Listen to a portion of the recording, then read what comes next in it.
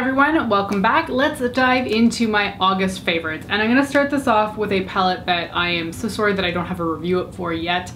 It is coming.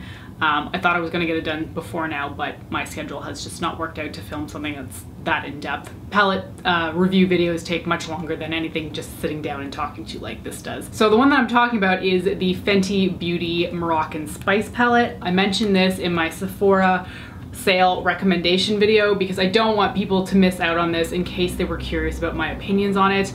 It is $70, which is kind of high, and it is totally worth that price tag. But I know a lot of people would like to buy something expensive during the sale, which is why I'm talking about this again. This is phenomenal. I avoided purchasing this originally because I thought it was just going to be same old, same old. I was sent it in PR and I can't stop talking about how good this thing is. It is fundamentally a warm tone palette, but I feel like it's actually kind of different. There is a red in there, which more palettes are more inclined to have now, but they're not as common as people seem to think. And the blue over here is incredible, but there's not just that blue, which would have been problematic.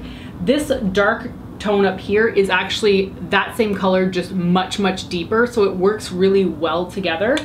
And I know one of the chief complaints was that these golds right here seem too similar. I agree. I thought the same when I first looked at it, and then in playing with it, they are all very, very different on the eyes. I was surprised at how different they are. I love that this palette has, I think it's roughly half mattes, half shimmers, because it makes for a more cohesive eye look. I'm not reaching for other palettes. I don't feel like things are missing in this. I say that, and it is missing a brow bone highlight shade. This white over here is shimmery and has like a pink reflect to it. So yes, it is missing a cream shade, but I'm kind of over it. I used to always think that a palette needed a matte cream shade, but I have so many matte cream shades that I will never run out at this point, so not bothered about that. The rest of it is very cohesive. I love all the mattes. I think the mattes are the right tones too, which is so important. I like that they're deeper matte shades and not just like pale ones, because I struggle when they're all pale because I just want to put them on the lid or in the crease, but I also want something on that outer corner to deepen things up. Anyway, I think this is an awesome palette. I talked about it in that sale recommendation video. I've been using it a ton throughout August. I think it is a phenomenal purchase, even at the full price tag. So if you want to get it when it's on sale, great, but know that the quality is fantastic regardless of what price tag you're paying. I really can't get enough of that palette. All right, the next item is the Wet n Wild Mega Glow Loose Highlighting Powder. This one is from their Zodiac collection, which just came out. The particular shade is called Written in the Stars. And I guess the Zodiac collection didn't just come out because they came out with the Fire and Ice collection more recently. But this, I swear, like the Zodiac collection only came out 3 weeks ago. They keep pumping them out. It's hard to keep track. Anyway, this is basically the same as the one that was in the Gothographic collection, except that one was more yellow based and this one is more pink based. It's not too pink though. I don't really like a pink highlighter. I think it looks a little bit strange on me. I mean, I realize I'm saying that and I'm currently wearing like a green blue highlighter, but fundamentally I just don't like a pink highlighter that much on me. So this one is more on the silvery white pink side of things, and it's beautiful. Like, I know that loose powders are annoying to use. I really just didn't use them for a long time because, I mean, they basically poof up everywhere. You get too much in the sifter, so I basically end up using whatever's just in the lid because that is more than enough. That is way more than I would ever even put on my face per day.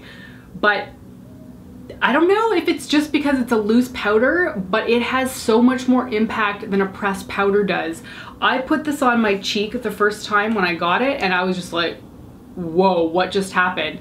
And then I went to go take a picture of myself and I looked at it afterwards on the computer and I'm like, this is incredible. The glow is just wild. It's beautiful. And every time I put it on, I was so into my cheekbones that day. So I've been going back to this continuously just because it looks so freaking good. I did really like the one from the Gothographic collection, but I feel like this shade is just better for me. And you can buy this still. It's still available, thankfully. I did see it on, I think it was walmart.com and walmart.ca. I'm not sure about Wet n Wild's own website, but it was online as recently as like 3 days ago. So I hope you can still get it if you're after it. It is well worth the spend. I mean, it's only like $6. It's very cheap. and you will never run out of this. Like I would love to see somebody try to pan this kind of highlighter. It would take years, absolute years. Anyway, this is incredible. I'm so glad that they keep coming out with these, and even though it's a pain in the butt to use sometimes, doesn't matter. It is so, so pretty. The next item is something that I got in an Ipsy bag, I think like 4 or 5 years ago at this point. It's the Elizabeth Mott Tinson Sass, and it's a lip and cheek stain. I don't know what the color is because it doesn't say so on this bottle, but it's the red one. It basically looks like blood in the tube, to be honest. I tend to wear this a lot in the winter because it has that like just came in from the cold look, you know, like the rosy red cheek aesthetic. But in the summer, it's actually quite nice because I realize it's gonna sound weird, but somebody else said it once and it made sense to me. It gives that look of like a little bit of a sunburn.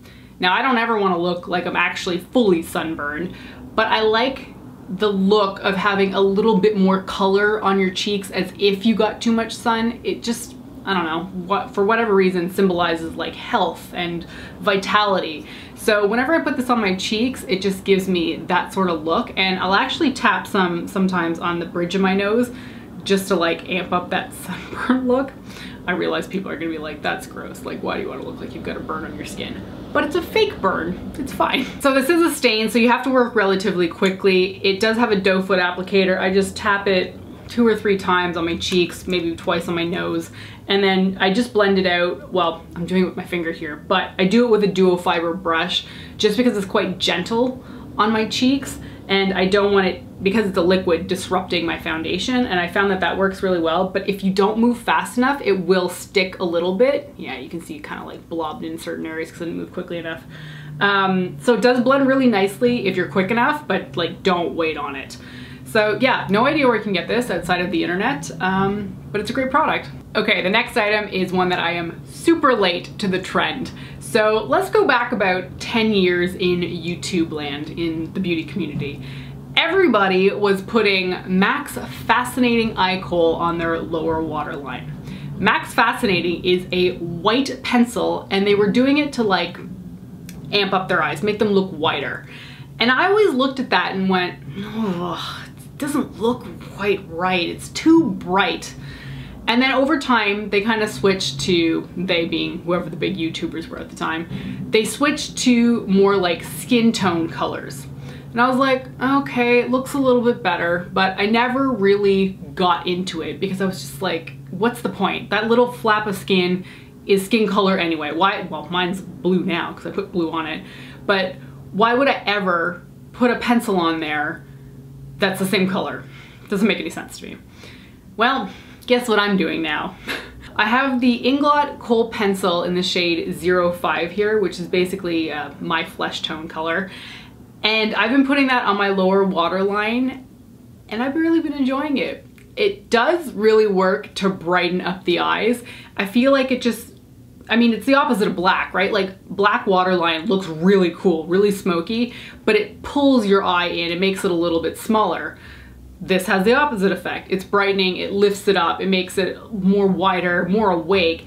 And sure enough, this is not the same color as my actual waterline. My actual waterline is a little bit pink toned. And this just, I don't know, it makes it a little bit more seamless with my skin, makes everything look more awake. And I don't always want a black waterline. Like if I'm wearing a bright, colorful look, sometimes a black is just not that great of a look on the waterline. So I've been reaching for this one, and I've been really impressed with it. It actually lasts on the waterline too, which is uncommon for a pencil to do. I mean, there are a few brands that I can trust not to move, but in general, most just kind of slide off. This one completely stays put, and you need the smallest amount of product. I've been using this for months and months and months, and I've never sharpened it. It's still brand spanking new as far as I'm concerned. And when you swatch it, it glides on. It is so smooth, and it uses like no product. It's so creamy, and honestly, I'm surprised it's creamy because I would have thought something would have to be stiffer to stay on the waterline. This works. It works, it looks fantastic, and I am years late to this trend, but I am thoroughly enjoying it now. And the last product I'm going to talk about is a perfume, which I don't tend to mention a lot because perfume is so individual. and to translate how a perfume smells to me over the camera is, well, usually a moot point, really. But I've been using MAC's Turquoise perfume for a really, really long time, so I thought I would mention it. This bottle has clearly seen better days. I traveled with it, and I'd also put it in the bag with a holographic silver glitter polish, and guess what broke open and spilled over the entire thing? Anyway, this perfume has gone through a few iterations. It used to have like a blue top and a black bottom, and then they changed it. I thought they were discontinuing it years ago when they removed it, but they were just changing the packaging, thankfully. This is a very aquatic scent, which is something that I'm always drawn towards. It's very ocean, very clean, fresh, and it's something that I prefer wearing during the summertime, especially. I mean, I like aquatic scents year round, but during the summer, I always want something fresh. I never want something heavy, just because I feel like the last thing I want is to feel like, I don't know, bogged down by heat, sweat, and then feel like I'm smelling heavy. Hopefully that makes sense to somebody. I've gone through maybe 6, 7, maybe even 8 bottles of this over the years. It takes me about a year to use up a bottle, maybe a year and a half. The only downside is though, is that it doesn't last a very long time on my skin. I can put it on in the morning and then it doesn't really smell anymore by the time I get home at night, unless I like jam my wrist up to my nose in order to smell it. Funnily enough though, it does really stick to clothing. So if you were wearing like a scarf or a jacket or even like a shirt you wear again, it is heavily scented on that particular clothing item, which I kind of like. I like being able to pull on a scarf and it smells like me. So I really like this perfume. I do wish it had better longevity on me, but I'll keep buying this as long as they keep making it, and hopefully they never discontinue it. All right, that is it for my favorites. Thank you so much for joining me today. Let me know if you've been loving anything in the last month, and I will see you next time. Bye.